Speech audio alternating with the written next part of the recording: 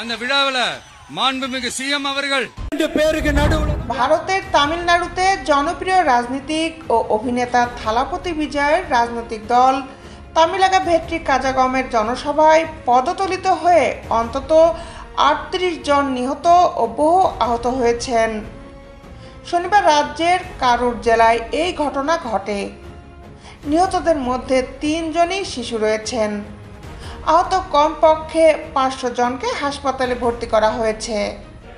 মনে করা হচ্ছে সমাবেশ স্থলে ১ লাখের বেশি মানুষ জড়ো হয়েছিলেন।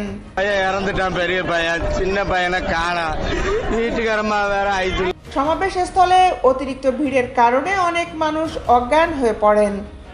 পরে পরিস্থিতি বেগতিক দেখে বিজয় আকস্মিকভাবে বক্তৃতা দেওয়া শেষ করেন। আহতদের দ্রুত উদ্ধারের পর অ্যাম্বুলেন্সে করে হাসপাতালে নেওয়া হয়। ভিড় সামলাতে রীতিমতো হিমশিম খায় পুলিশ ও প্রশাসন।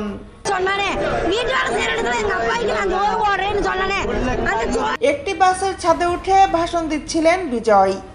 কয়েকজন অজ্ঞান হয়ে যাওয়ার খবর শুনে সেখান থেকে পানির বোতল ছুঁড়তে শুরু করেন তিনি।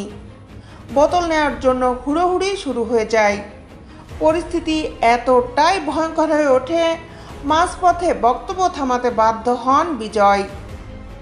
আগামী বছর বিধানসভা নির্বাচন তামিলনাড়ুতে, তার আগে প্রচারে জোর দিচ্ছেন বিজয়। দফায় দফায় মিটিং মিছিল করছেন তিনি।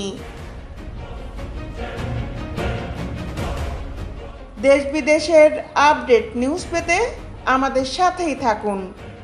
Justice television, Dhaka.